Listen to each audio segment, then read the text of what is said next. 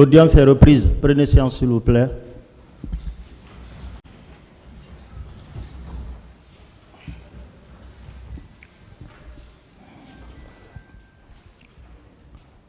Monsieur Georges Olemou à la barre.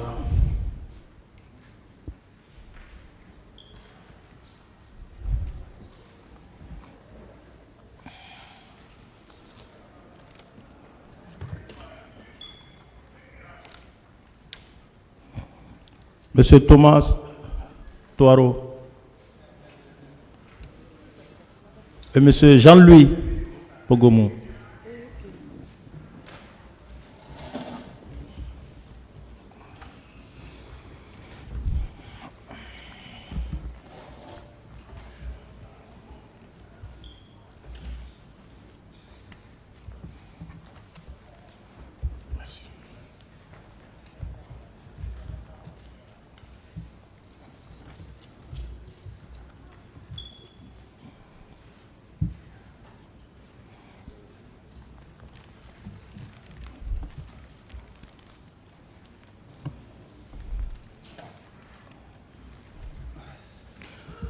La parole était à la défense.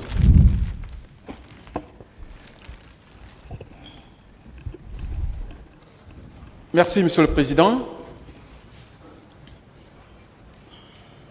Je me pose la question, Monsieur le Président, après le passage de ces ténors du barreau, que vais-je vous apporter? Mais je pense que je peux toujours faire un exercice pour ne pas rentrer bredouille au village. Monsieur le Président, honorables membres de votre tribunal, je voulais d'abord vous dire merci. Merci parce que votre leadership paraître publiquement devant votre auguste juridiction. Mes remerciements également vont à l'égard de Monsieur le procureur de la République et ses substituts pour toutes les diligences accomplies permettant de discuter, de débattre des faits reprochés à nos clients. Même si, en amont, ils ont opposé une fin de non-recevoir, un refus d'exécution des décisions judiciaires rendues. Aux confrères d'en face, les redoutables avocats des parties civiles, toutes mes civilités pour vos persévérances. Aux médias et aux gardes pénitentiaires, Monsieur le Président, qui sont d'ailleurs les compagnons diurnes et nocturnes de nos clients, votre rétribution est à Dieu. Au public, Monsieur le Président, assoiffé de vérité, mes remerciements également. Ceci étant dit, Monsieur le Président, moi je ne parlerai pas de honte judiciaire, mais de force oppressante. Et quand c'est la liberté qui opprime, on nous a dit que c'est la loi qui libère. C'est confiance en votre juridiction. Ce qu'on nous a refusé ailleurs, vous nous accorderez, Monsieur le Président. Vous nous accorderez par votre décision que vous allez rendre après les débats qui vont se tenir ici, en renvoyant, bien entendu, le ministère public à mieux se pourvoir. Pour deux raisons principalement, Monsieur le Président.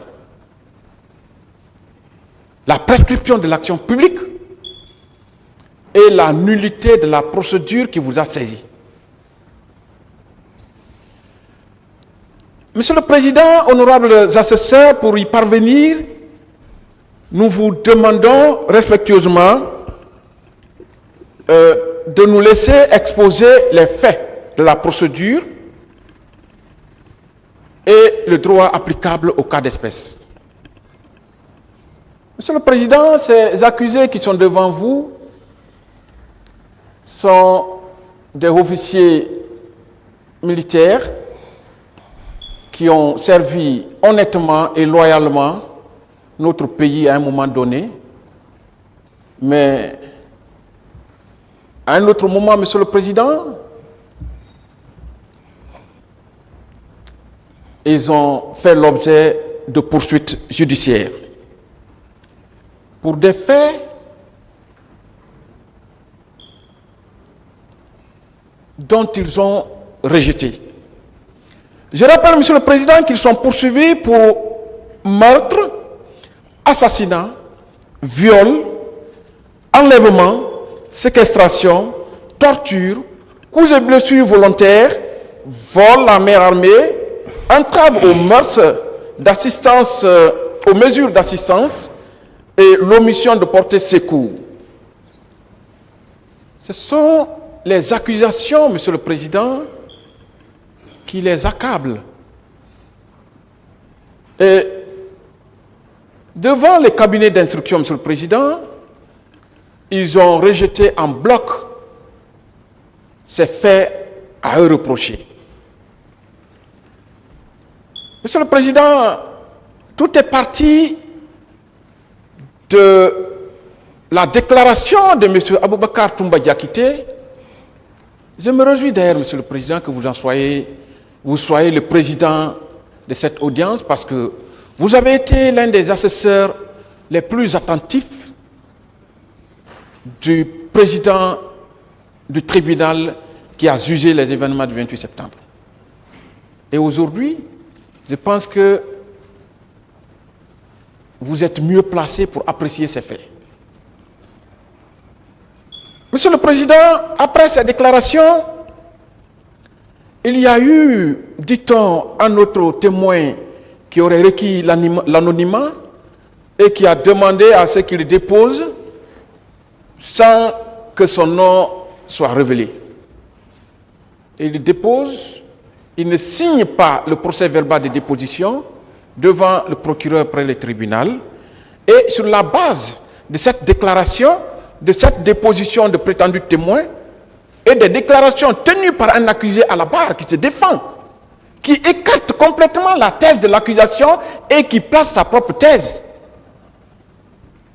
Sur la base des deux déclarations, Monsieur le Président, honorables assesseurs, des poursuites sont engagées. Un réquisitoire introductif est pris par Monsieur le procureur de la République, mais qui ne passe pas, pour la sensibilité et la complexité de l'affaire, qui ne passe pas par le président du tribunal. Mais là aussi, je comprends, Monsieur le Président, parce que le juge Tunkara, qui était le président du tribunal, vouloir désigner encore un juge d'instruction, alors que l'affaire est en train d'être débattue en audience publique, ce serait un peu compromettant. Je vois les raisons pour lesquelles il a dit au parquet, bon, débrouillez-vous. Et voilà comment le parquet s'est débrouillé, Monsieur le Président. Ce réquisitoire, il gère avec le juge d'instruction directement, et un mandat a été décerné. Les accusés ici présents ont été interpellés, Monsieur le Président. Après tout débat, en interrogatoire de première comparution, au fond, ils comprennent que c'est à travers les déclarations d'un accusé et d'un témoin anonyme qu'ils ont été interpellés, placés en détention. Ils demandent alors, Monsieur le Président, mais Monsieur le juge, est-ce que vous pouvez nous confronter à ceux qui nous ont dénoncés? Le juge dit oui, d'accord. Si c'est ce que vous voulez, je vous l'accorde. Et je programme une audience à la maison centrale. Nous allons, je vais extraire M. Aboubacar Toumba Diakité, c'est lui qui vous a dénoncé, et je ferai, dans la mesure du possible, comparaître le témoin anonyme. Monsieur le Président, arrivé à la maison centrale, ce jour je ne me rappelle plus, Mais nous étions là avec l'un des substituts du procureur de la République. On a constaté l'absence de M. Abakar Toumba Diakité. Alors, le procureur a voulu forcer pour poser des questions à nos clients. Moi, je m'y suis opposé. J'ai dit qu'ils ne peuvent pas prendre la parole parce que le but de leur comparution devant vous aujourd'hui, c'est la confrontation entre eux et M. Toumba qui les a dénoncés. C'est pour voir, est-ce que le nommé, par exemple, Thomas,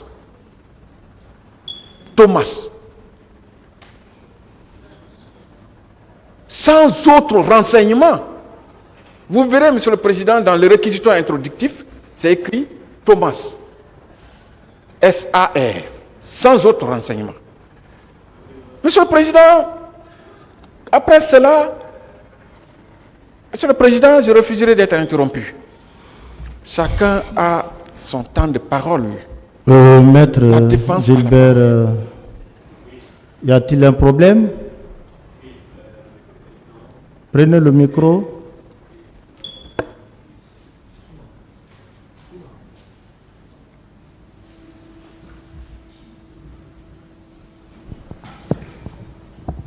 Merci, Monsieur le Président, honorable assesseur. Je demandais la parole pour objecter en réalité, Monsieur le Président, parce que nous, de la partie civile, nous avons comme l'impression que Maître David est en train de plaider le fond du dossier. Or, lorsque la défense a pris la parole ce matin, elle vous a dit clairement qu'il s'agissait de soulever des irrégularités. Mais nous constatons que depuis un moment, la défense s'écarte carrément des moyens de forme. Carrément des moyens de forme. Et c'est une perte de temps pour nous. C'est pour ça que nous voudrions vous soumettre humblement, Monsieur le Président, de bien vouloir attirer l'attention de la défense, qu'elle soit cadrée, que les débats ou sinon les interventions soient limitées qu'au débat sur la forme, sur l'irrecevabilité ou sinon sur les nullités de procédures soulevées ou fin de non-recevoir. Je vous remercie.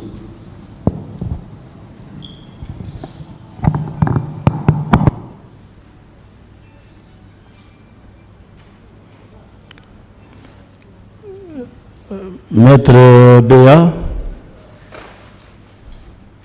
Oui, Monsieur le Président. Continuez, vous avez la parole. Merci, Monsieur le Président.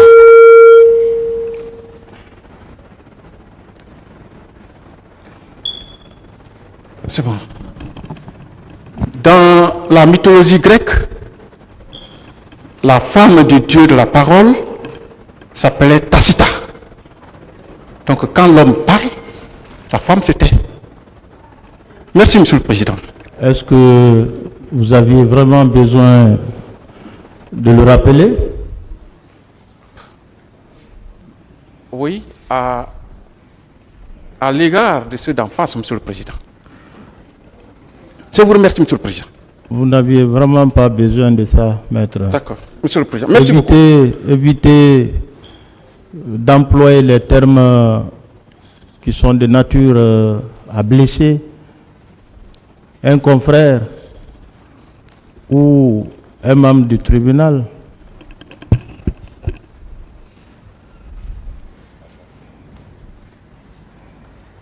C'était juste un conseil. D'accord. De toute façon. Merci, Monsieur le Président. Alors, Monsieur le Président, à partir de là, une demande de mise en liberté provisoire a été introduite, qui a été rejetée, contre laquelle l'ordonnance appel a été relevée. Devant la chambre de contrôle de l'instruction de la Cour d'appel, la deuxième chambre, conformément à l'article 280 du Code de procédure pénale, la présidente et ses conseillers ont constaté des causes de nullité de toute la procédure. et ils ont pris leur courage à deux mains. Ils ont annulé la procédure en ces termes, Monsieur le Président, suivant arrêt numéro 9 du 15 mars 2023, statuant en chambre de conseil sur appel, après avoir délibéré conformément à la loi, hors la présence du ministère public, des conseils des partis et du greffier, en la forme reçoit les appels des maîtres Daniel Haba et de Philippe Loua, avocats à la Cour, constate qu'il n'y a pas prescription, constate en outre la non-désignation du doyen des juges d'instruction par le président du tribunal, constate enfin la nullité du procès verbal de témoins ayant requis l'anonymat. En conséquence, prononce la nullité de la procédure suivie contre M. Jean-Louis Bogomou, M. Thomas Touaro, M. Georges Olemou et Jacques Sagno. Renvoie le ministère public à mieux se pourvoir. Ordonne leur mise en liberté s'ils ne sont retenus pour autre cause. Ordonne l'exécution du présent arrêt à la diligence de Monsieur le procureur général. Le procureur général, Monsieur le Président, ne voulant pas exécuter l'arrêt, a fait un recours, ce qui est tout à fait normal, c'est son droit. Mais le recours est fantaisiste et il sera sanctionné par la Cour suprême, qui a rejeté son pourvoi, ainsi que celui des parties civiles, et du coup, l'arrêt numéro 9 devient exécutoire. Malgré, Monsieur le Président, cette débâcle judiciaire, on a été opposé à un refus de libération de nos clients. Je ne voulais pas rentrer, Monsieur le Président, dans les circonstances qui ont abouti à l'interpellation, par exemple, de M. Thomas Touaro. Vous voyez, il marque avec une béquille. Il a son pied gauche, son genou qui est déboîté, depuis maintenant 3 ans. Impossible d'aller se traiter. Il est en détention. Monsieur le Président, il arrive parfois, quand je suis en route pour déposer mes enfants à l'école, il me vient à l'esprit de me demander, mais attends, que deviennent leurs enfants? Parfois c'est traumatisant, Monsieur le Président. Ils bénéficient d'une décision exécutoire, ordonnant leur liberté, mais par la force des choses, cette décision n'est pas exécutée. C'est parfois choquant, Monsieur le Président, honorable assesseur. Alors, Monsieur le Président, nous sommes des acteurs de la justice, mais chacun a une mission. Et c'est pourquoi je voudrais attirer votre attention sur un propos hier tenu dans cette salle par une des parties au procès, en disant à un accusé, c'est pas moi qui te détiens en prison, c'est pas moi qui te garde en prison, c'est pas moi qui t'ai mis en prison, c'est le juge d'instruction. Maître Béa, développer les moyens. Si vous en avez, oui, bien sûr. C'est bon. J'avance, Monsieur le Président. Mais je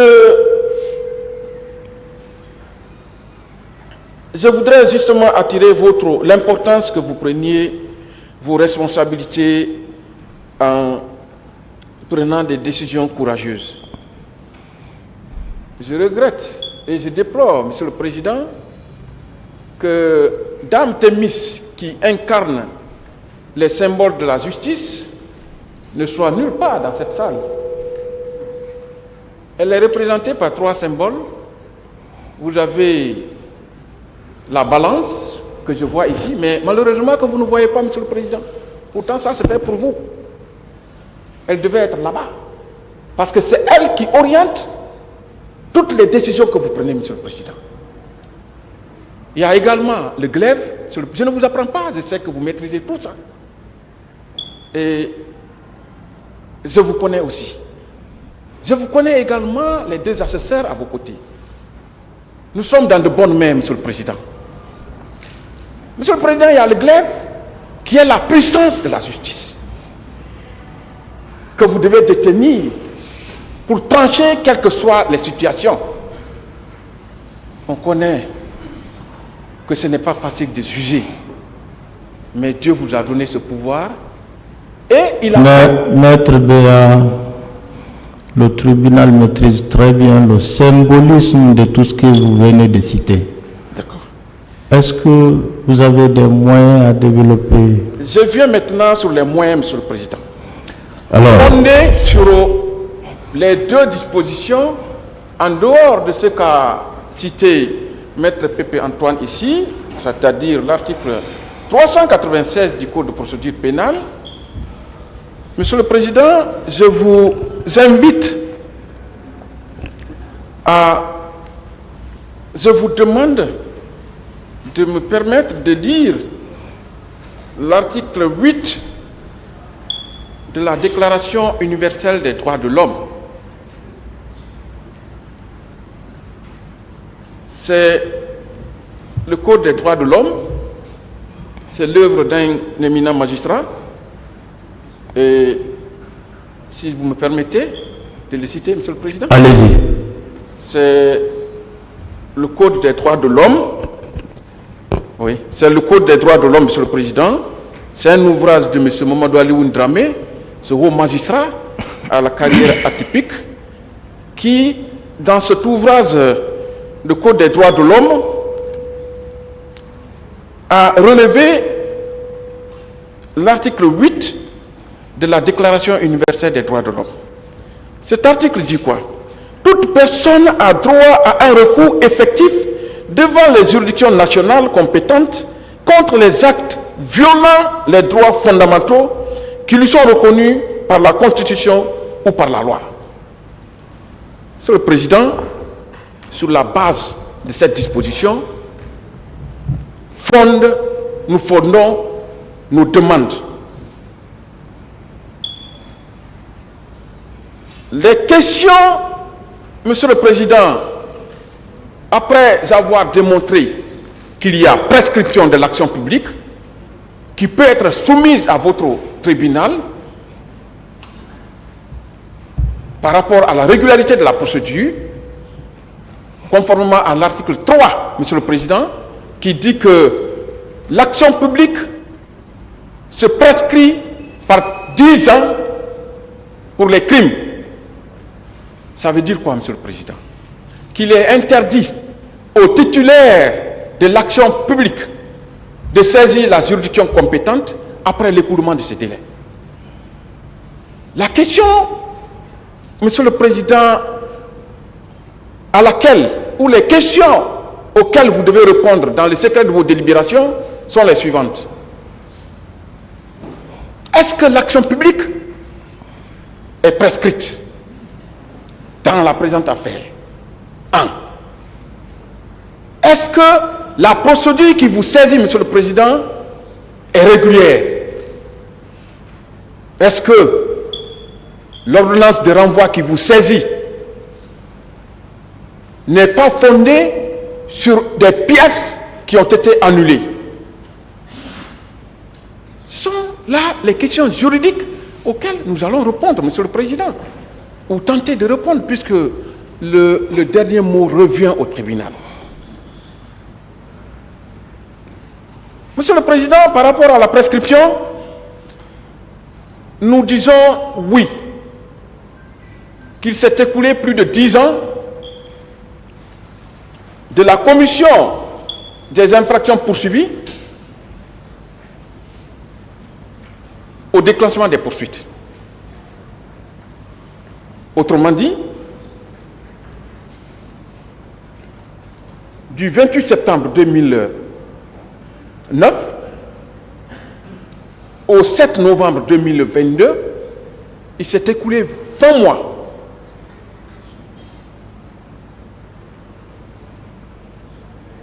Non, Monsieur le Président, Il s'est écoulé 13 ans. 13 ans. Quand c'est comme ça, Monsieur le Président, le législateur n'a pas utilisé le terme prescription de façon fortuite. Même les doctrinaires ont développé les raisons, les motivations de la notion de prescription. Si vous me permettez, Monsieur le Président, je vous donne 3 justificatifs de la notion de prescription pour vous démontrer, Monsieur le Président, que ce dossier ne doit pas être ouvert. Allez-y. Merci, Monsieur le Président. Monsieur le Président, Jean Pradel, dans sa 17e édition, a énuméré plusieurs causes ou justifications de la prescription de l'action publique. En premier lieu, il y a l'oubli. Monsieur le Président, on estime que pendant un certain temps, l'action publique tombe dans l'oubli. La société cesse de réclamer vengeance. C'est ça l'action publique. Parce que les décisions que vous rendez au nom du peuple. Et ce peuple, Monsieur le Président, à un moment donné, tourne la page, comme c'est le cas. Je me rappelle, lors du premier procès, comment était cette salle, Monsieur le Président. Mais le constat est que le peuple de Guinée, au nom duquel vous rendez les décisions, Monsieur le Président, a tourné la page du 28 septembre. Il fait face à autre chose. Ça, c'est le premier point, Monsieur le Président. Le deuxième point, et qui est fondamental aussi, Monsieur le Président, Jean Pradel nous dit que vouloir réveiller un dossier de plus de 10 ans après, ça expose, ça met à nu la défaillance du système judiciaire, de l'appareil judiciaire à agir en temps réel, et cela peut inquiéter l'opinion, comme c'est le cas, Monsieur le Président. Et la troisième justification, c'est le risque d'erreur judiciaire. Moi, j'ai écouté, Monsieur le Président, quand M. Fantagbe Diakité lisait l'ordonnance de renvoi, il a parlé de doute ou de non-lieu à l'égard d'un des accusés. Parce qu'il est difficile aujourd'hui de se positionner par rapport aux personnes qui ont été dénoncées ici et celles qui ont été interpellées. Ceci dit, Monsieur le Président, je pense que notre justice n'est pas capable de protéger certains en libérant d'autres. Et elle n'est pas une toile d'araignée, Monsieur le Président, qui laisse passer les poids lourds et qui est prompte à attraper les faibles. Je tire ça de mon maître de stage, Maître Salif Biavoudi, à qui je rends hommage, Monsieur le Président, qui m'a tendu la main et qui a fait de moi ce que je suis. Monsieur le Président, ils n'ont pas été les seuls à être cités à cette barre. Et pourquoi eux? Les autres sont forts. Ils sont passés dans la toile de l'araignée. Et eux, c'est des faibles, ils y sont restés. Je ne pense pas, Monsieur le Président, que notre justice va ressembler à cette toile d'araignée. C'est pourquoi notre seul espoir, c'est vous. Monsieur le Président, après cela, si c'est le cas, la justice aura trahi sa vocation fondamentale, qui est l'égalité de tous devant la loi. Monsieur le Président,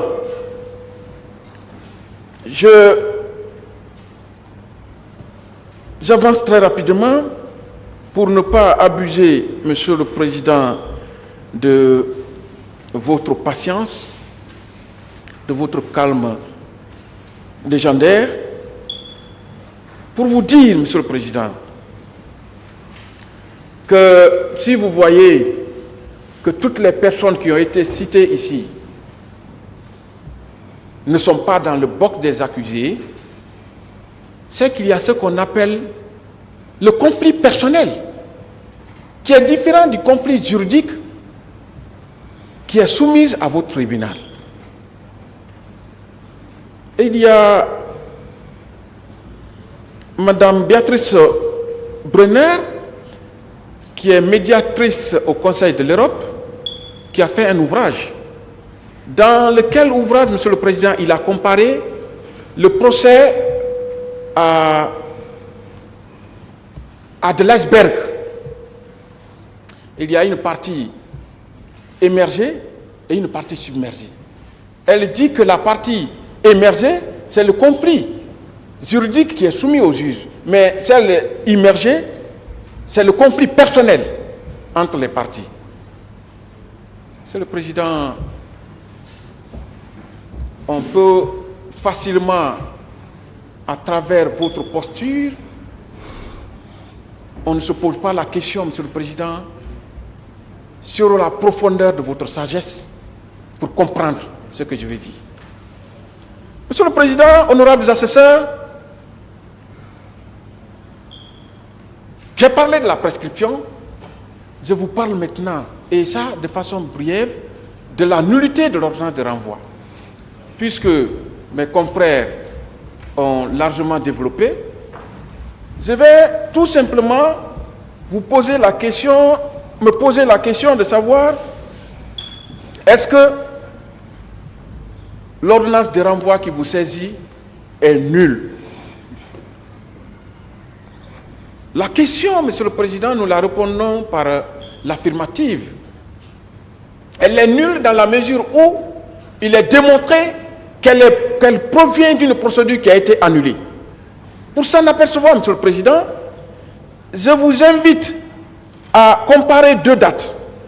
La première date, c'est le 30 octobre 2023. « 30 octobre 2023, c'est la date de l'ordonnance qui vous a saisi. Le 15 mars 2022, c'est la date de l'arrêt 09 de la Chambre de contrôle de l'instruction qui a annulé la procédure. Ça veut dire que l'ordonnance de renvoi est postérieure à l'arrêt d'annulation de la procédure. Une autre question peut se poser, de savoir, est-ce que c'est la même procédure? Est-ce que les actes qui ont été annulés ont servi de base à la prise de l'ordonnance de renvoi? Ça ne se pose pas. L'ordonnance de renvoi qu'on a lue ici est très éloquente en la matière. Elle vous dit, vu le PV de déposition du témoin anonyme, vu les déclarations de M. Abakar Toumba Diakité devant la juridiction de jugement, c'est le réquisitoire qui vous saisit, qui le dit, Monsieur le Président. Et c'est pourquoi vous comprendrez dans le dispositif de l'arrêt 09 que j'ai lu, la deuxième chambre de contrôle de l'instruction a bien mentionné que ce sont les pièces-là qui ont été annulées. À partir de là, Monsieur le Président, nous mettons en demeure quiconque, Monsieur le Président, de prouver que la procédure qui a été annulée n'est pas celle qui a été renvoyée devant vous. Pour nous, Monsieur le Président, c'est la procédure RI 116/2022, ça c'est le registre d'instruction, et le RP 1382/2022. S'il y a d'autres numéros RI et RP, il n'y a pas de problème. C'est que ce sera deux procédures et on en débattra. Mais d'ici là, cette procédure, comme l'a rappelé les confrères, on ne peut plus en parler. Mais je terminerai par ça, Monsieur le Président. Alors, Si c'est le cas, Monsieur le Président,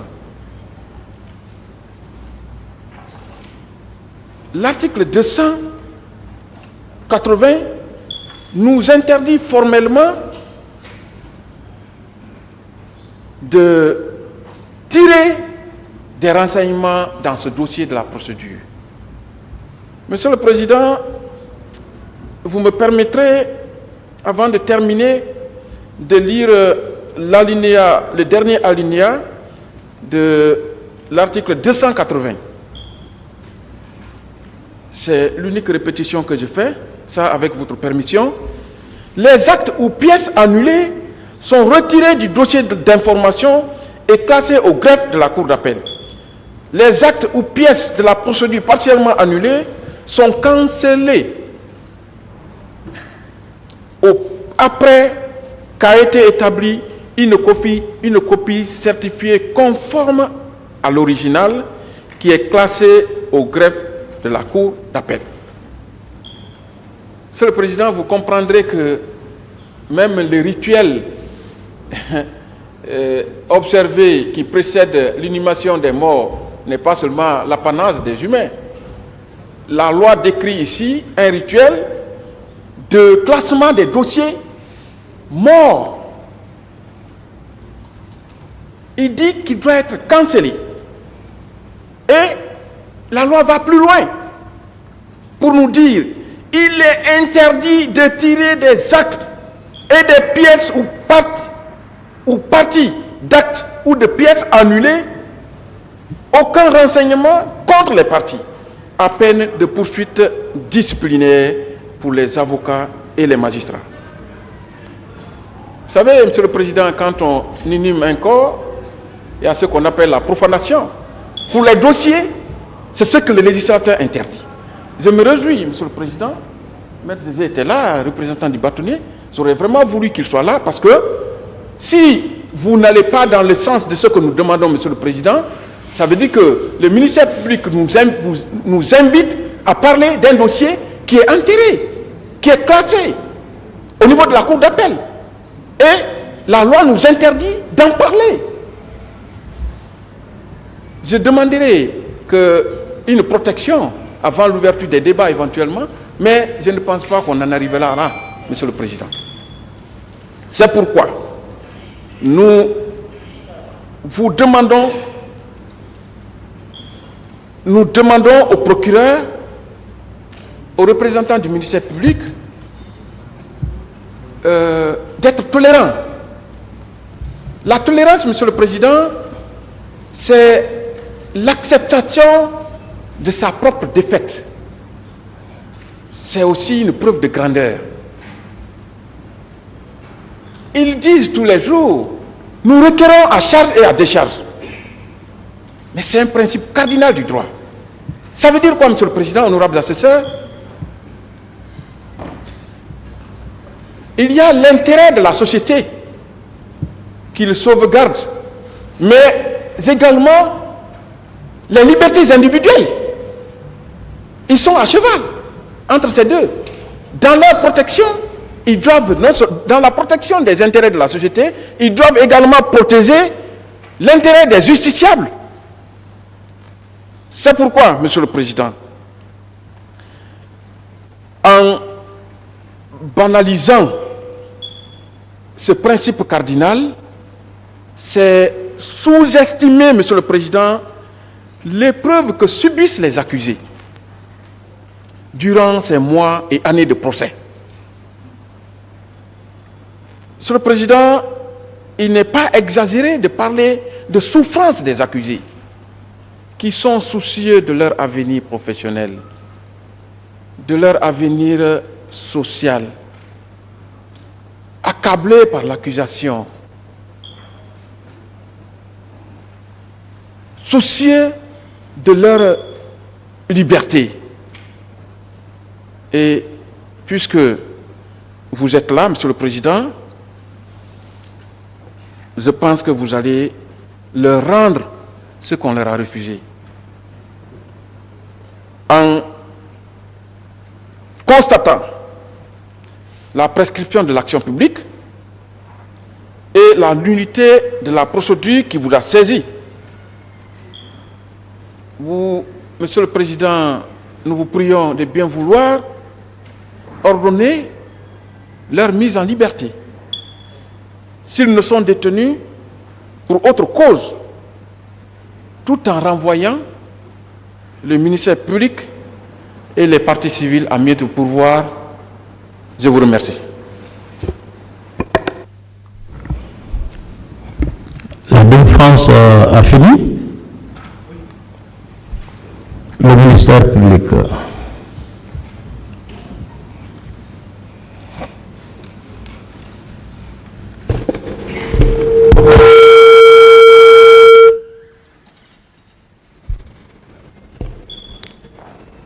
Merci, Monsieur le Président, de donner la parole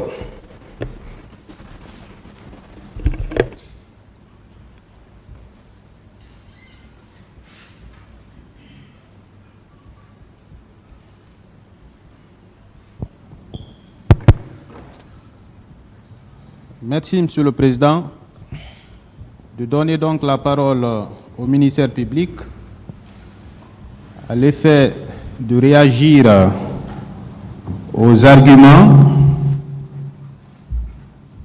développés par la défense.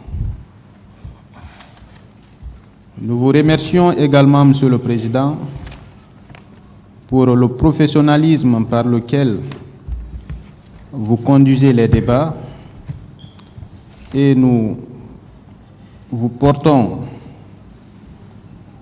nos entières confiances, vous et vos assesseurs, pour avoir fait vos preuves ailleurs. Et nous osons espérer aussi, Monsieur le Président, que les arguments distrayants développés de l'autre côté ne retiendront pas votre attention.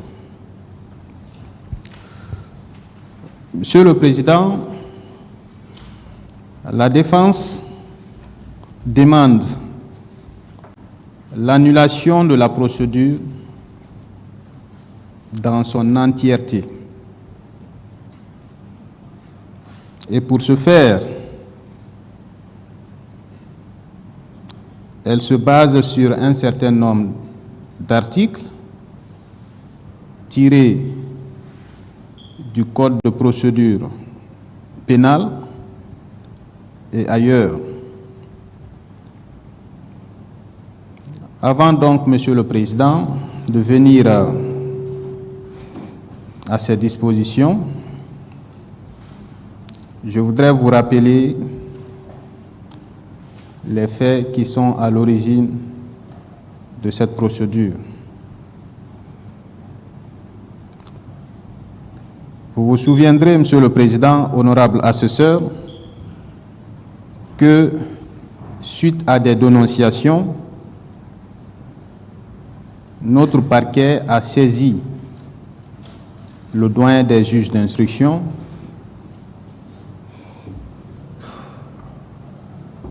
des faits reprochés aux accusés ici présents. L'instruction a suivi son cours normal pour aboutir à une ordonnance de renvoi, d'abord de non-lieu partiel et de renvoi devant le tribunal criminel de ce siège. Et l'acte de saisine, Monsieur le Président, bien entendu, est cette ordonnance de renvoi. Et contre cette ordonnance de renvoi, Monsieur le Président, nous avons entendu beaucoup d'arguments qui ne tiennent absolument pas. On vous parle, Monsieur le Président, de l'article 59 relatif à la nomination du juge d'instruction, de l'article 60 relatif à la désignation du juge d'instruction, de l'article 276 relatif à la méconnaissance d'une formalité substantielle de l'article 278 relatif à la saisine de la Chambre de contrôle de l'instruction aux fins d'annulation d'un acte ou d'une pièce de procédure. On vous parle aussi de l'article 282 du même code par rapport à la mise à disposition du dossier de la procédure, conseil tant de l'accusé, des accusés plutôt, que des parties civiles. Et pour terminer, Monsieur le Président, on vous parle de l'article 396 concernant la nullité de l'ordonnance. De tous ces articles cités, Monsieur le Président, il y a deux dispositions qui ont retenu mon attention.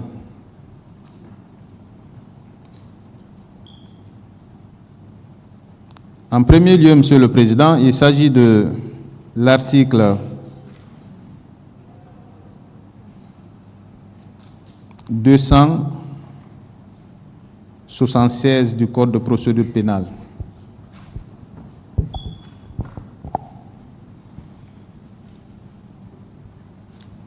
Au sens de cette disposition, Monsieur le Président, lorsque des irrégularités sont constatées au cours de l'instruction, que ce soit le juge d'instruction ou les parties en présence, peuvent saisir le juge, la chambre plutôt, de contrôle de l'instruction à l'effet d'obtenir l'annulation de cette pièce ou de la procédure en général.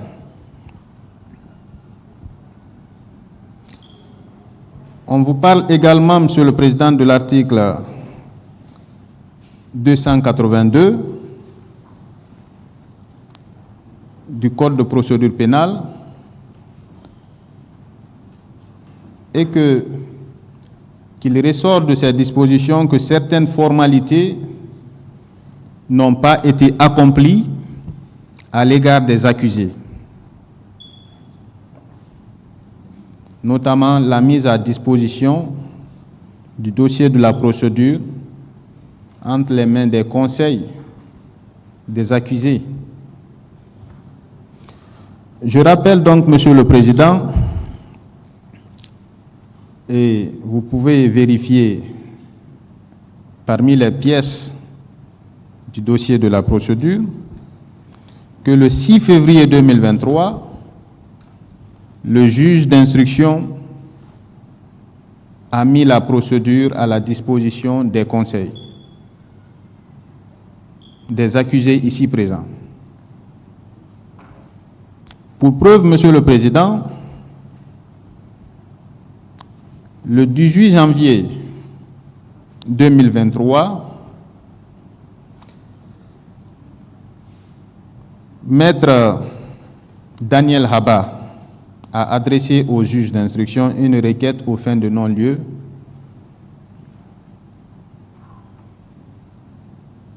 et le 25 janvier 2023, Maître Philippe Loy, agissant pour soigner les défenses de Thomas Touaro, a aussi adressé au juge d'instruction une demande aux fins de non-lieu. Si cette formalité n'avait pas été accomplie, je me demande comment les conseils de ces accusés auraient adressé ces requêtes au juge d'instruction.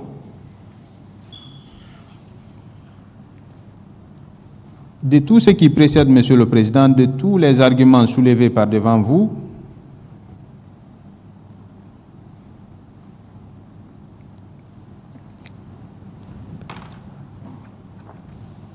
la seule disposition qui me semble pertinente et qui vous concerne, Monsieur le Président, c'est l'article 396 du Code pénal, du Code de procédure pénale, qui dispose: l'accusé et le procureur de la République ne peuvent interjeter appel contre les actes de procédure et l'ordonnance de renvoi qu'après le jugement de condamnation. La demande en nullité de l'ordonnance de renvoi ne peut être formée que dans les cas suivants: pour les causes d'incompétence, si le fait n'est pas qualifié de crime par la loi, si le ministère public n'a pas été entendu, si l'ordonnance de renvoi n'a pas été rendue conformément à la loi et si les délais de procédure n'ont pas été respectés. Et pour vous amener donc, Monsieur le Président, à annuler cette procédure, puisque c'est le siège,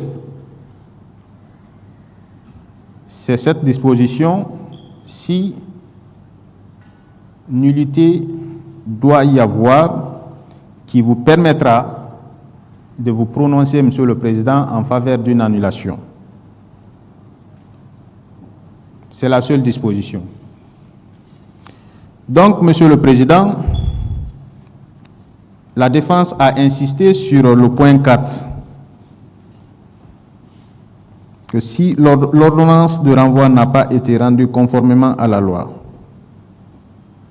alors, il importe de rappeler que l'ordonnance qui vous saisit, Monsieur le Président,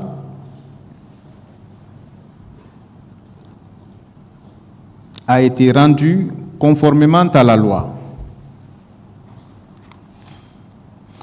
Les faits qui sont reprochés aux accusés ici présents sont des faits qualifiés de crimes par la loi. Il s'agit des faits de complicité, d'assassinat, de viol et tant d'autres infractions de nature criminelle et correctionnelle, Monsieur le Président. Donc la première condition, Monsieur le Président, est satisfaite. Et la deuxième condition, Monsieur le Président, si le ministère public n'avait pas été entendu, mais tel n'est pas le cas, le ministère public a adressé ses réquisitions au juge d'instruction avant de prendre son ordonnance. Donc cette condition aussi est satisfaite. Troisième condition, Monsieur le Président,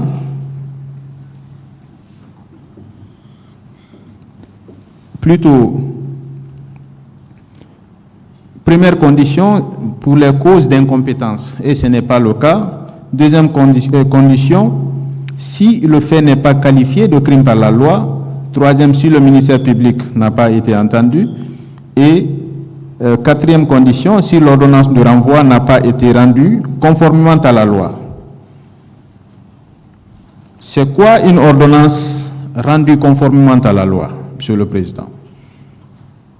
On ne trouve pas cette réponse ailleurs. C'est dans le Code de procédure pénale, notamment en son article 291 plutôt. Les ordonnances de renvoi, les ordonnances rendues par le juge d'instruction en vertu de la présente section contiennent les prénoms, nom, date et lieu de naissance, domicile et profession de l'inculpé. Elle indique la qualification légale du fait imputé à celui-ci et de la façon précise les motifs pour lesquels il existe ou non contre lui des charges. Quand on parle d'une ordonnance rendue conformément à la loi, Monsieur le Président, il s'agit bien entendu du respect de cette disposition. Et vérifier l'ordonnance qui vous saisit, cette disposition a été respectée à la lettre. C'est une ordonnance suffisamment motivée. C'est une ordonnance qui qualifie suffisamment les faits dont vous êtes saisi. C'est également une ordonnance, Monsieur le Président, qui saisit une juridiction compétente en la matière. Et pour terminer, Monsieur le Président, cette ordonnance vise les articles qui répriment ces faits.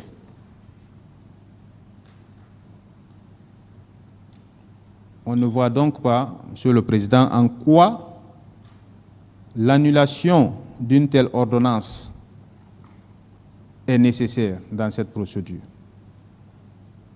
Il n'y a pas de raison. Donc, Monsieur le Président, il vous plaira de rejeter comme non fondés les arguments développés de l'autre côté, en se fondant sur les dispositions, n'est-ce pas, de l'article 396 du Code de procédure pénale.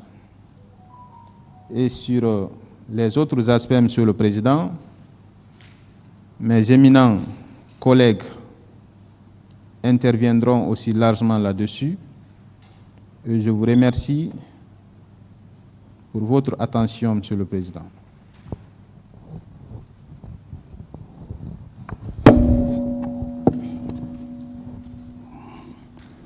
Merci, Monsieur le Président. Merci, les honorables assesseurs. À la suite de la brillante intervention de mon collègue prédécesseur,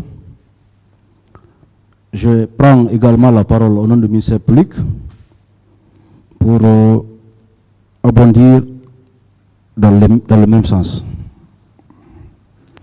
Monsieur le Président, Messieurs les assesseurs, nous avons suivi avec une attention particulière, la demande soulevée par la défense par rapport à l'exception préjudicielle tendant à la nullité ou à l'annulation de l'ordonnance qui vous a saisi. Monsieur le Président, Messieurs les assesseurs, permettez-moi, avec tout le respect que nous devons au tribunal et aux concernés de la défense, vous dire que cette exception préjudicielle ne peut prospérer en l'espèce, car elle est non fondée et elle n'est pas du tout pertinente au sens de la loi. Pourquoi, Monsieur le Président? En motivant l'exception préjudicielle soulevée par le Conseil, ils vous ont cité plusieurs dispositions du Code de procédure pénale. Mais ils ne vous ont même pas dit réellement la base légale d'ailleurs de cette exception sur laquelle ils s'appuient. Je voulais parler de l'article 451 du Code de procédure pénale. Parce que c'est le siège de l'exception préjudicielle dans le Code de procédure pénale. Ils n'en ont pas fait allusion. 451 Monsieur le procureur, je crois qu'on va recadrer les choses parce qu'il n'a jamais été question ici d'exception préjudicielle soulevée par la défense. C'est très important de le dire. Il s'agit d'une exception de nullité. C'est différent de l'exception préjudicielle. Bien entendu, Monsieur le Président. Voilà. Tout de même, cette exception qui peut être de nullité, Monsieur le Président, a pour siège les dispositions contenues dans le Code de procédure pénale, dans les articles 393. Et si vous permettez de ne pas parler de l'article 451, mais c'est extrêmement important. Parce que quand vous lisez les deux dispositions, Monsieur le Président, il y a des similitudes. Si vous prenez l'article 393, sur laquelle il s'appuie, le 451, Monsieur le Président, vous allez voir sur le fond, ces dispositions, Monsieur le Président, qui disent la même chose. Je continue. Monsieur le Président, Cette disposition de l'article 396, que j'aurais pu dire, a parlé de quelques éléments, de quelques conditions pour soulever. Monsieur le Président, il y a des limites à l'exception. Il y a des limites à l'exception par rapport aux nullités. Les limites, Monsieur le Président, sont également prévues par le Code de procédure pénale. Monsieur le Président, on ne peut soulever une exception de nullité lorsque, par exemple, le tribunal qui a été saisi de l'ordonnance n'est pas compétent en la matière. Ça, c'est extrêmement important. Ça, c'est une des premières limites de l'exception de nullité. La seconde limite, Monsieur le Président, c'est par rapport aux faits même. C'est de savoir, est-ce que les faits pour lesquels vous êtes saisi sont qualifiables ou sont de nature infractionnelle, c'est-à-dire sont de nature criminelle. Monsieur le Président, vous comprendrez également là, ils ne sont pas appuyés là-dessus. Parce que le contenu de cette ordonnance, Monsieur le Président, on vous parle des faits criminels d'une extrême gravité. De meurtre, d'assassinat, de disparition forcée, de viol. À se demander, est-ce que les faits là sont de nature infractionnelle ou criminelle? La réponse également est là-dessus, Monsieur le Président. Monsieur le Président, il vous parle. La limite, la troisième limite, c'est par rapport même à la conformité de l'ordonnance par rapport à la loi. Qu'est-ce qu'ils ont apporté comme argument par rapport à ça? Rien. Tout ce que nous avons suivi ici, nous représentants du ministère public, ce sont des déclarations qui ne sont pas fondées sur les lois ou sur la base de nos textes de loi.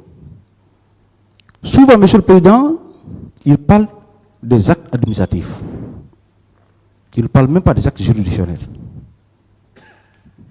Tous les développements, Monsieur le Président, ici, ils ne sont pas fondés sur les actes juridictionnels eux-mêmes, mais ce sont les actes administratifs pour dire que l'ordonnance de renvoi n'est pas conforme à la loi. Bien entendu, Monsieur le Président, l'ordonnance de renvoi est conforme à la loi établie régulièrement, dont mon collègue prédécesseur vient de vous dire tout à l'heure par rapport aux dispositions de l'article 291 et suivant du Code de procédure pénale.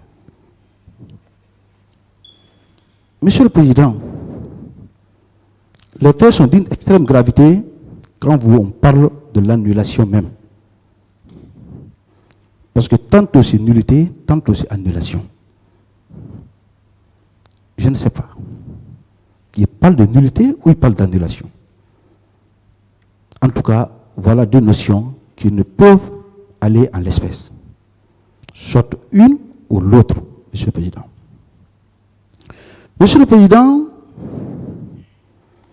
ils vous ont parlé également de la prescription de l'action publique, que les faits sont prescrits. Monsieur le Président, ces faits dont nous débattons ici sont susceptibles d'être requalifiés en des faits de crimes contre l'humanité. Parce que, eu regard de leur gravité, Monsieur le Président, ces faits ne peuvent en l'espèce être débattus ici tout au long sur des faits criminels sans pour autant requalifier les faits en fait de crimes contre l'humanité, Monsieur le Président. On parle là de 150 meurtres, Monsieur le Président, de citoyens sans défense désarmés. On vous parle de centaines de femmes violées, Monsieur le Président. Donc ces faits ne sont pas des faits ordinaires, mais c'est des faits, Monsieur le Président, qui peuvent être requalifiés, susceptibles d'être requalifiés en des faits contre l'humanité. Et nous savons en la matière, ça, les faits-là sont imprescriptibles au sens de la loi. Monsieur le Président, c'est des infractions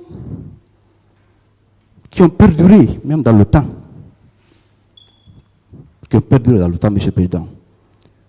Si vous regardez très bien, il y a des disparitions forcées. Il y a des disparitions, Monsieur le Président. Jusqu'à présent, il y a des centaines de personnes dont on ne connaît pas leur sort. Sont-ils en vie? Sont-ils en vie? Sont-ils décédés? Où sont-ils? Personne ne le sait, Monsieur le Président, jusqu'à date. Donc, vouloir dire qu'il y a prescription de l'action publique par rapport au fait qui vous a été soumis, Monsieur le Président, je pense que ce n'est que dans l'intention de tromper votre vigilance. Et ça ne peut prospérer à l'espèce, Monsieur le Président. Monsieur le Président, cette ordonnance de renvoi, ainsi que les actes qui ont précédé à l'établissement de cette ordonnance de renvoi, ont été régulièrement notifiés au Conseil. Pour preuve, dans le dossier de la procédure, vous comprendrez et vous allez apercevoir, Monsieur le Président, des actes établis par les conseils eux-mêmes, Monsieur le Président. Ça se trouve dedans. Monsieur le Président, il y a eu des précédents, des jurisprudences, que ce soit la Cour européenne de justice ou autre, dont nous pouvons évoquer tout à l'heure, mais au regard de la gravité des faits, Monsieur le Président, la seule chose qu'on a pu faire, c'est de régulariser les actes de procédure par l'annulation. Ça n'a jamais eu lieu, Monsieur le Président. Jamais. Jamais. Pas du tout. Monsieur le Président, ces faits-là s'inscrivent dans la même catégorie que des faits qui ont été débattus ailleurs sur le plan international. Monsieur le Président, vous allez déduire avec nous, Monsieur le Président, l'annulation de cette ordonnance de renvoi. Si vous pensez, ou si vous donnez crédit, que je n'espère pas, va compromettre dangereusement le droit au procès équitable garanti par l'article 14 du pacte international relatif aux droits civils et politiques. Parce que ce n'est pas possible. Pas du tout. Monsieur le Président, pour ne pas être long, le ministère peut requérir que vous plaise de poursuivre simplement l'examen de cette affaire conformément aux règles du procès équitable. Le ministère public a fait ses observations, je vous remercie.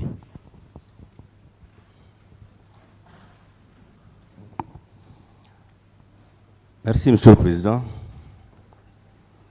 Honorables assesseurs, à la suite donc de mes éminents collègues,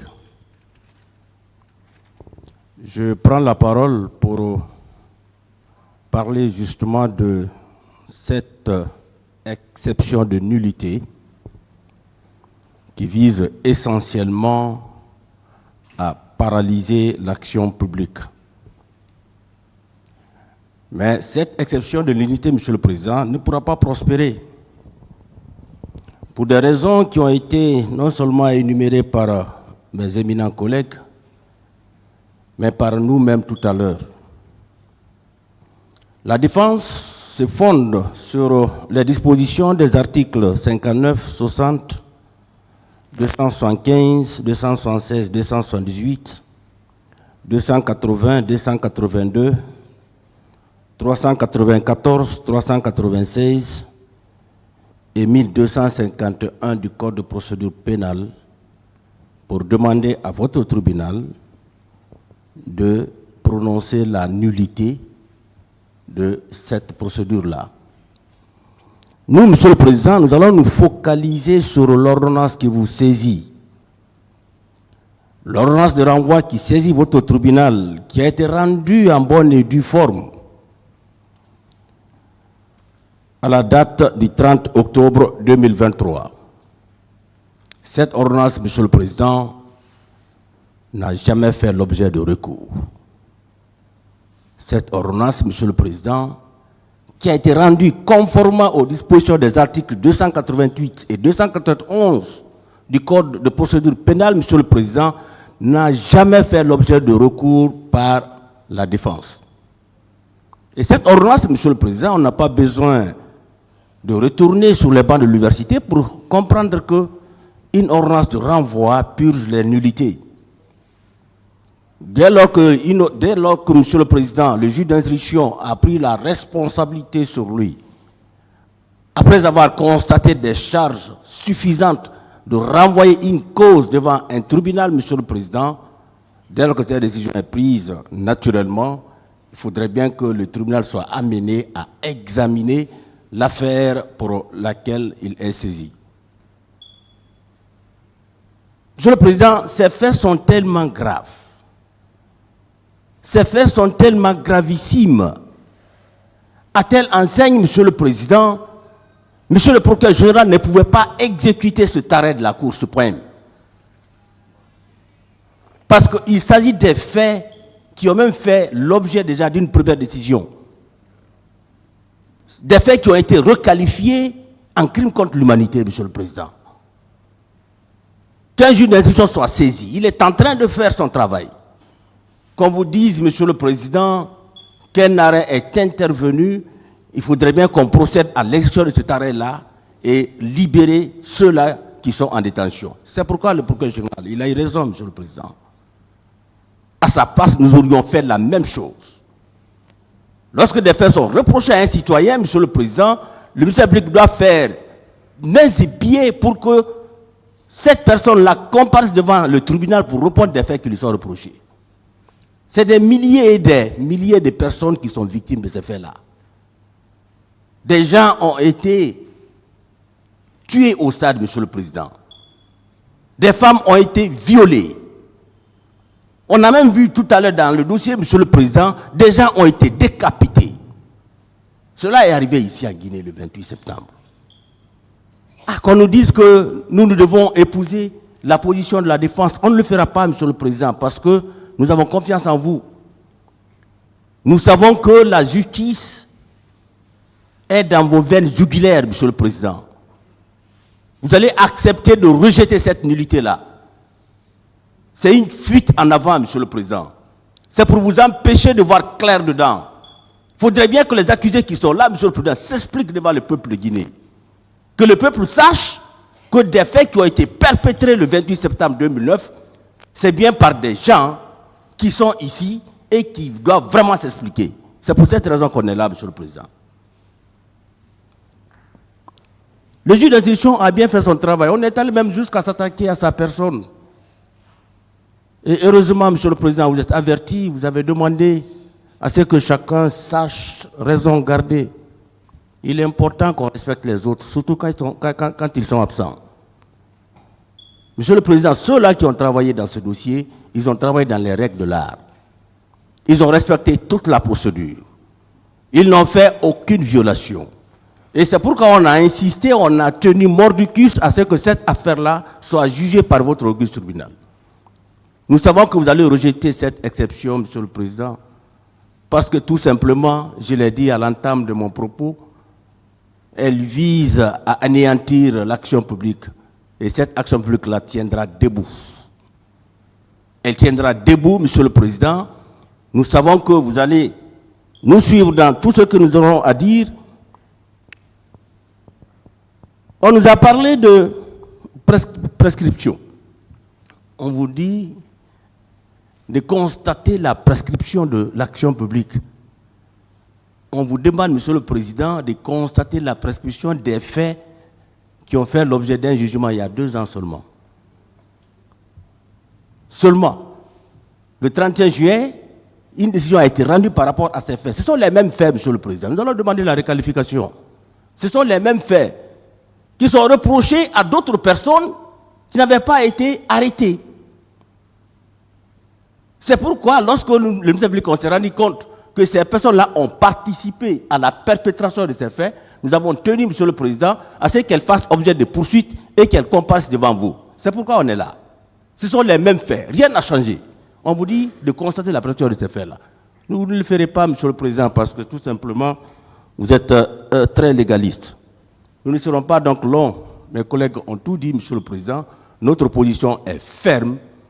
Cette exception doit être rejetée et vous allez ordonner à ce que des débats au fond aient lieu parce que c'est ce que le peuple de Guinée attend. Je vous remercie. La partie civile.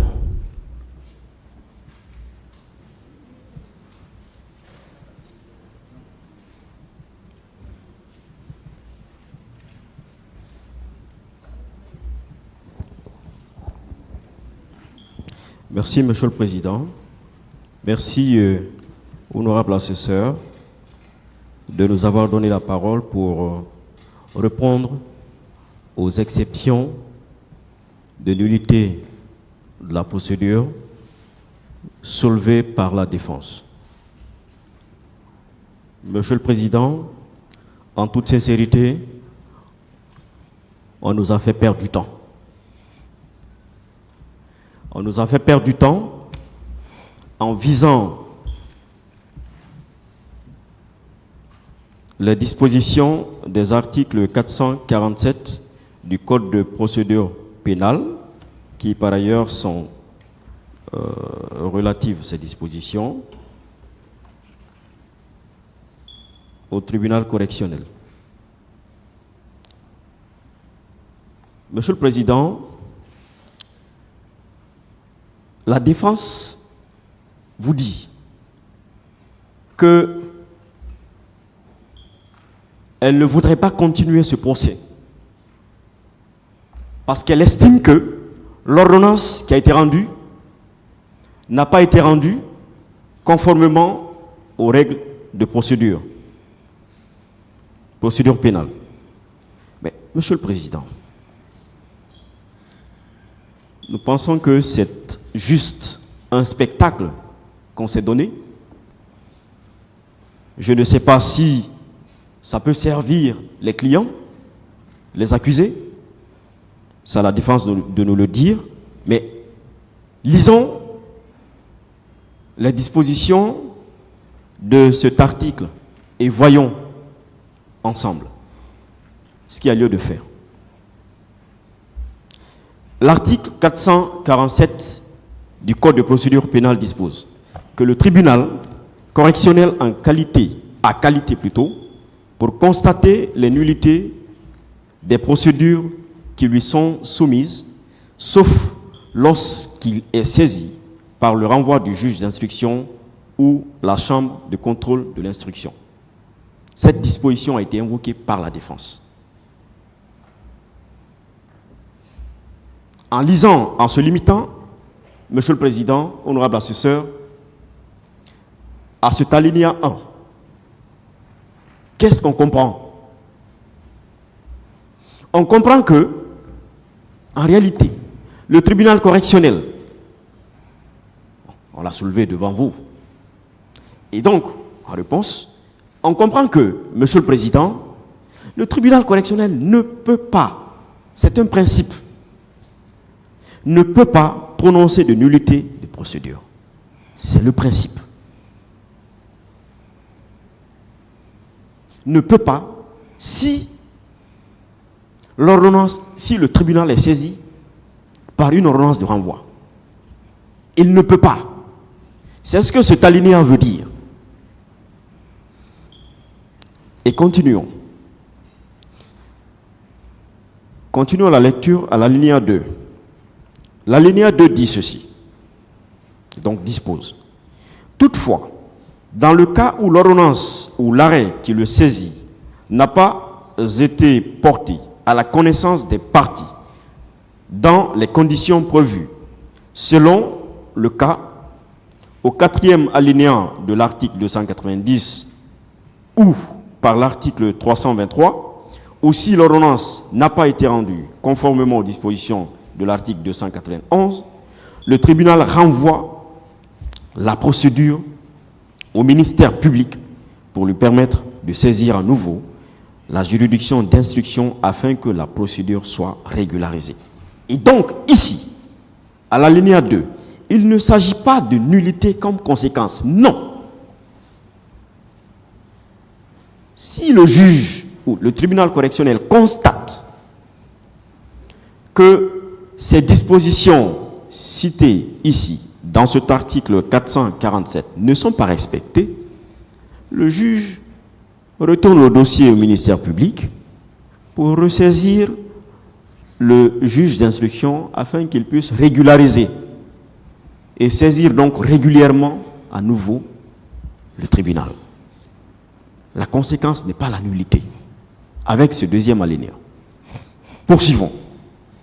L'alinéa 3 dispose: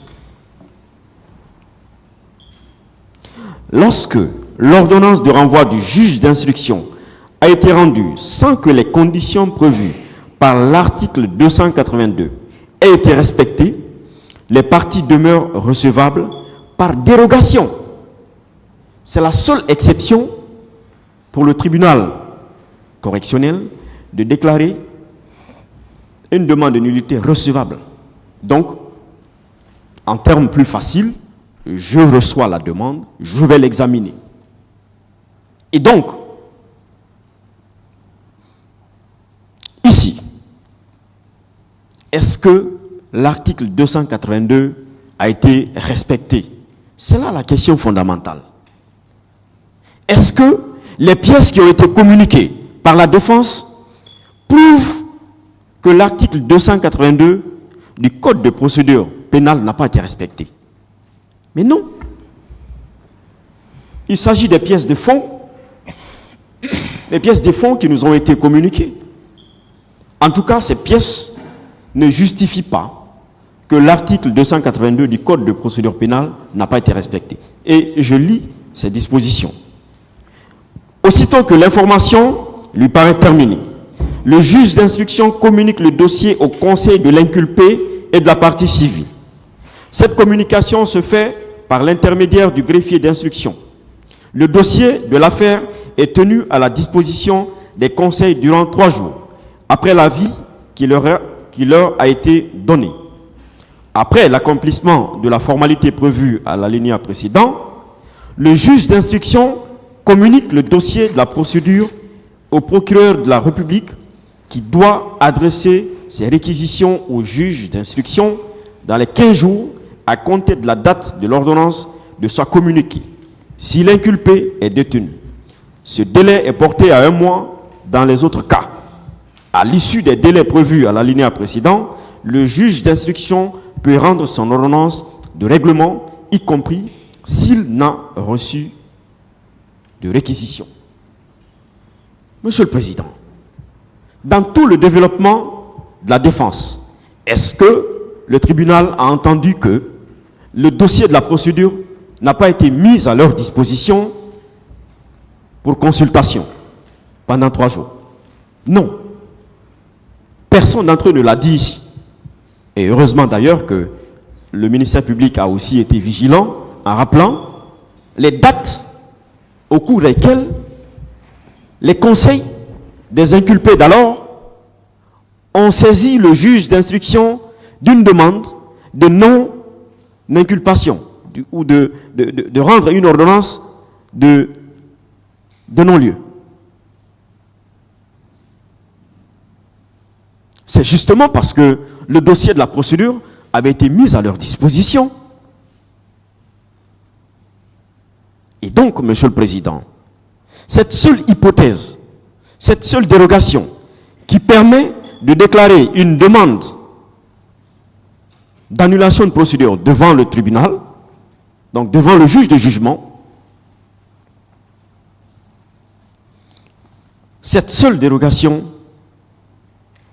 n'est pas en la faveur de la défense ici, parce qu'elle ne remplit pas ces conditions-là. Monsieur le Président, lisons à présent les dispositions de l'article 396 du Code de procédure pénale qui, elles, sont relatives au tribunal criminel. Ici, on ne parle pas de nullité ou d'annulation de procédure. Non. Ici, le Code parle de nullité de l'ordonnance de renvoi. C'est en cela que l'un des représentants du ministère public disait que la défense amalgamait. Et effectivement, c'est vrai. Tantôt on vous demande la nullité de l'ordonnance, tantôt on vous demande la nullité de la procédure, tantôt on vous demande une prescription, tant on vous demande la nullité de certains actes. Une défense totalement désorganisée. Mais on comprend. Monsieur le Président, l'article 396 dispose, et effectivement, c'est celui-là qui nous intéresse, comme l'a si bien dit l'un des représentants du ministère public. L'accusé et le procureur de la République ne peuvent interjeter appel contre les actes de procédure et l'ordonnance de renvoi qu'après le jugement de condamnation. Ce n'est pas le cas. Ils n'ont pas demandé à relever appel. La demande en nullité de l'ordonnance de renvoi ne peut être formée que dans les cas suivants. Quand bien même, en réalité, leur demande est plutôt focalisée sur l'annulation de la procédure, nous allons quand même nous faire le devoir de rappeler qu'ici, ce qui nous intéresse, c'est la demande en nullité de l'ordonnance de renvoi. Alors, la demande en nullité de l'ordonnance de renvoi ne peut être formée que dans les cas suivants. 1. Pour les causes d'incompétence, ce n'est pas le cas. Si le fait n'est pas qualifié de crime par la loi, les faits pour lesquels nous sommes devant vous sont des crimes, nous sommes devant le tribunal criminel. Si le ministère public n'a pas été entendu, il a été entendu. Si l'ordonnance de renvoi n'a pas été rendue conformément à la loi, mais, Monsieur le Président, l'ordonnance a été rendue conformément à la loi. Les règles de procédure ont été respectées. La procédure a été mise à la disposition de tous les conseils. Les conseils ont demandé au même juge, ont formulé des demandes, plusieurs demandes, devant le même juge d'instruction. Ils ne l'ont pas recusé. Pourtant, il n'est pas le seul juge d'instruction au tribunal de première instance de Dixine. Ils ont posé tous les actes devant ce juge. Tous les actes. Avant qu'il ne rende sa décision, son ordonnance, il a pris le soin de mettre le dossier à la disposition des conseils. Les conseils, au bout du délai, pour certains et pour d'autres avant même le délai, ont saisi le juge d'instruction de certaines demandes, concomitamment aux réquisitoires définitives du ministère public. Aux réquisitions définitives du ministère public. Après quoi, Monsieur le Président, le juge d'instruction a rendu l'ordonnance de renvoi qui vous saisit. La loi est-elle respectée? Et bien évidemment. Monsieur le Président, au cinquième et dernier point, si les délais de procédure n'ont pas été respectés, les délais de procédure ont été respectés. Nous n'avons pas suivi en tout cas de grief par rapport à cela. Monsieur le Président, en toute honnêteté, c'était un spectacle. C'était pour vous montrer peut-être le visage du procès qui va s'ouvrir, qu'on va aller d'incident en incident peut-être. Mais c'est une perte de temps. Et c'est pour ça, Monsieur le Président, que nous vous prions de bien vouloir déclarer irrecevable cette demande d'annulation de procédure, cette demande tantôt de nullité de l'ordonnance. Je vous remercie sous toute réserve.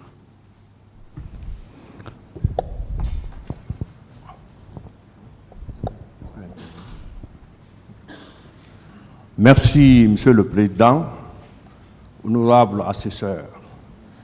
Monsieur le Président, la défense, dans sa ruse, a soulevé une question préjudicielle, la nullité de la procédure.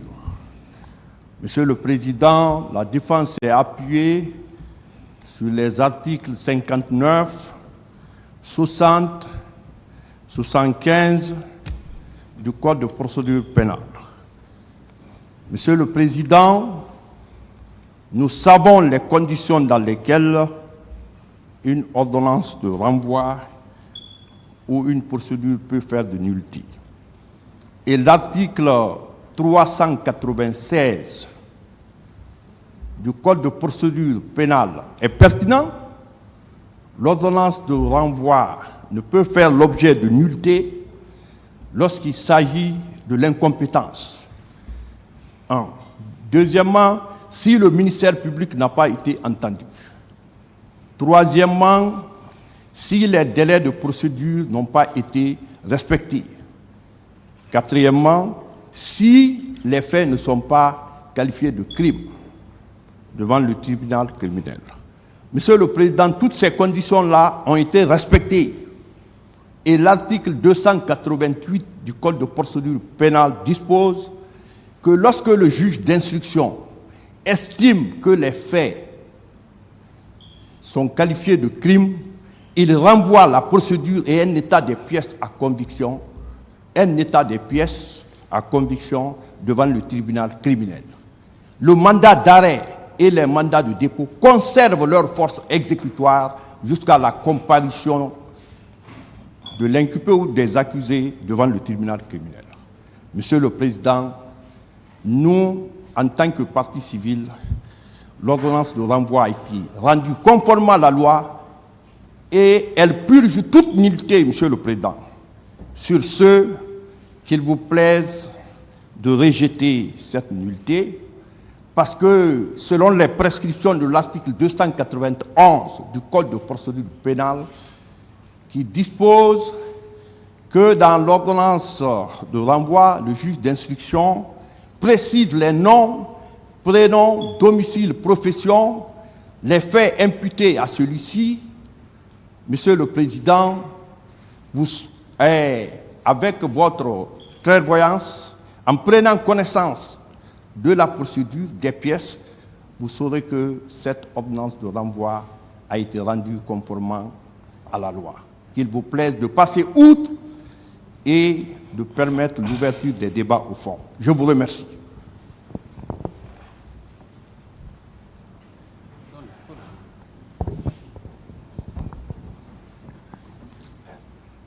Je vous remercie, Monsieur le Président,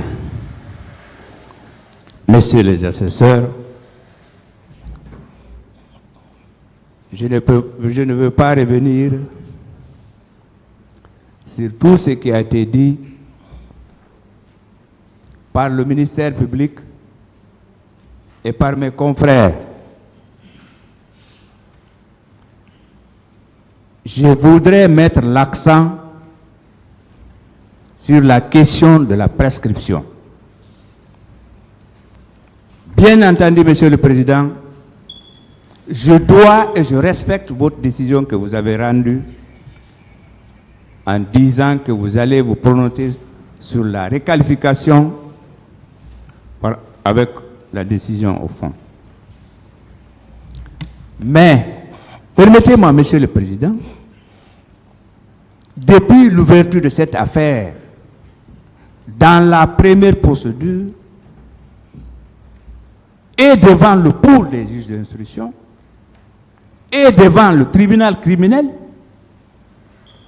qui a rendu sa décision le 31 juillet 2024, nous avons toujours soutenu et nous soutiendrons toujours que les événements du 28 septembre 2009, pour nous en tout cas, ce sont des crimes contre l'humanité. Sur ce, et sur le fondement de l'article 396 du Code de procédure pénale, nous vous prions très respectueusement de rejeter en bloc toutes les nullités soulevées par la défense et nous continuons les débats au fond. Et je vous remercie.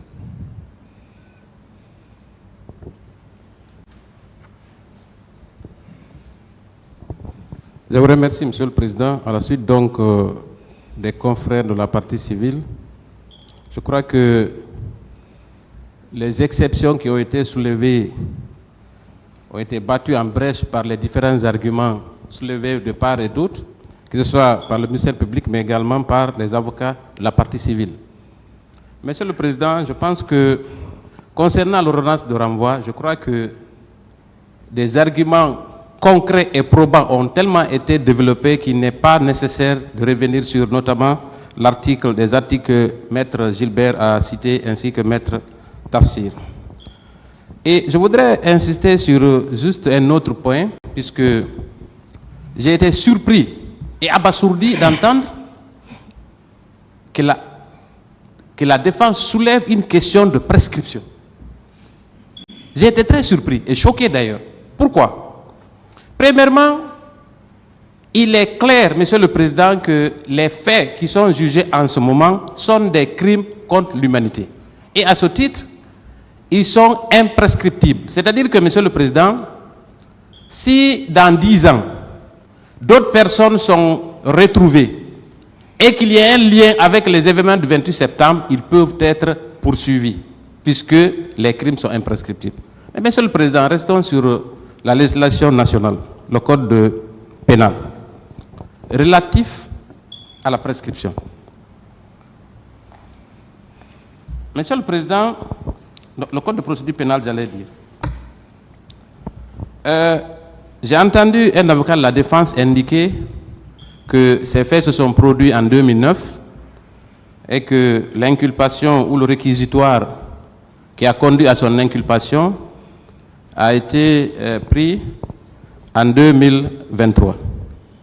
Il estime que 13 ans se sont écoulés ou 14 ans avant que son client ne soit poursuivi. Mais Monsieur le Président, je voudrais juste lui rappeler une chose. Premièrement, le réquisitoire qui a conduit à la poursuite des événements, des crimes perpétrés au stade date du 8 février 2010. Dans ce réquisitoire, il y a Toumba Diakité et autres. Ce qui signifie à partir de ce réquisitoire, la prescription a été interrompue. Et d'ailleurs, c'est cette poursuite qui a conduit au jugement du 31 juillet 2024, Monsieur le Président. Et à ce propos, si nous prenons l'article 3 de notre code de procédure pénale, il est indiqué ceci. En matière de crime, l'action publique se prescrit par 10 ans à compter du jour où le crime a été commis. En matière de délit, je passe, l'avant-dernier alinéa. Si durant les périodes indiquées aux alinéas précédents, il y a eu des actes d'instruction ou de poursuite, ce qui est le cas, cette action se prescrit au bout de 10 ans révolus en matière de crime à compter du dernier acte. Monsieur le Président, des poursuites ont été engagées. Un jugement a été rendu en 2024. On peut considérer que c'est le dernier acte dans ce dossier. Or, le réquisitoire qui a conduit à la poursuite de M. Jean-Louis Pogomou et autres date de 2024. 2023, autant pour moi. Alors, à quel moment cette prescription peut être invoquée? Donc, Monsieur le Président, je pense que il est quand même saugrenu de soutenir ici qu'il y a prescription. Les faits qui sont poursuivis, le premier réquisitoire date de 2010. Et des actes ont été posés pendant toutes ces années. La preuve, c'est qu'il y a un jugement. Alors comment ils peuvent invoquer ici l'existence d'une prescription? Donc, Monsieur le Président, que ces crimes-là soient considérés comme crimes contre l'humanité ou pas, la prescription ne peut pas valoir devant ce tribunal. Encore que cette question a déjà été réglée par l'ordonnance de renvoi. Donc, Monsieur le Président, nous sollicitons que ces exceptions de nullité ou arguments non fondés soient purement et simplement rejetés pour permettre à votre tribunal de poursuivre les débats. Je vous remercie, Monsieur le Président.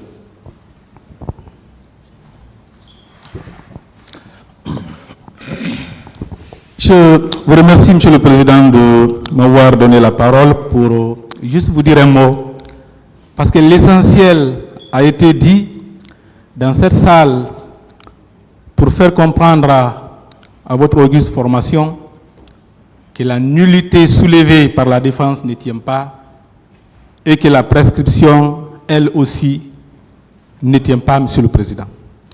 D'abord, un mot par rapport à la question de la nullité. C'est une évidence, Monsieur le Président, dans ce dossier-là, qu'il y avait eu, dans un premier temps, une ordonnance de renvoi et qu'à cette suite, la même défense avait saisi la Chambre de contrôle de l'instruction en nullité, Monsieur le Président. C'est une instruction faite sous le contrôle de la Chambre de contrôle de l'instruction. Ça n'a pas abouti, Monsieur le Président. La Chambre de contrôle de l'instruction, suivant son arrêt numéro 0817, 3e mois 2024, a conforté cette ordonnance de renvoi, Monsieur le Président. Elle l'a confortée. Mais aujourd'hui, on se base sur l'article 396 du Code de procédure pénale pour invoquer la nullité de l'ordonnance de renvoi. Cette disposition-là, c'est vrai, parle de la nullité de l'ordonnance de renvoi, mais ne donne pas de cadre, ne donne pas de détails, ne donne pas de conditions, Monsieur le Président, se contente tout simplement de poser un principe. Je vous fais lecture de l'article 161 de la loi organique sur la Cour suprême, Monsieur le Président. Elle dit ceci.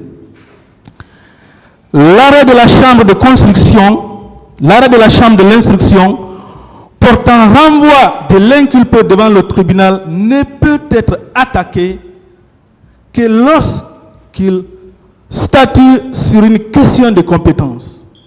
Il n'y a jamais eu question de compétence dans ce dossier, Monsieur le Président. Et plus loin, ces dispositions disent ceci, ou qu'il présente des dispositions définitives que le tribunal saisi n'a pas le pouvoir de modifier. Mais l'ordonnance de renvoi qui saisit votre tribunal, qui a été confortée par l'arrêt dont je viens de citer, Monsieur le Président, qui devient de facto un arrêt de renvoi, Monsieur le Président, mais cette décision-là n'a édicté aucune disposition, il n'y a aucune mesure, c'est un simple renvoi. C'est un simple renvoi. C'est pour vous dire que nous avons affaire à une décision intouchable. C'est la loi qui le dit. La décision qui saisit votre formation là n'est pas attaquable. Elle ne peut pas être attaquée. C'est pourquoi lorsque mon confrère a dit qu'on a perdu du temps, c'est pour nous faire perdre du temps, Monsieur le Président, j'ai vraiment apprécié. Ils le savent très bien. Cette décision-là ne peut pas être attaquée. Si aujourd'hui, on s'inscrit dans cette logique d'attaquer les ordonnances de renvoi, c'est que nos juridictions seront paralysées. Elles seront paralysées. Toutes les fois qu'un juge d'instruction prend une ordonnance de renvoi, c'est fini, on va l'attaquer. Alors que la loi est claire, elle ne peut pas être attaquée, Monsieur le Président. Donc, pour nous, la nullité qui est soulevée devant votre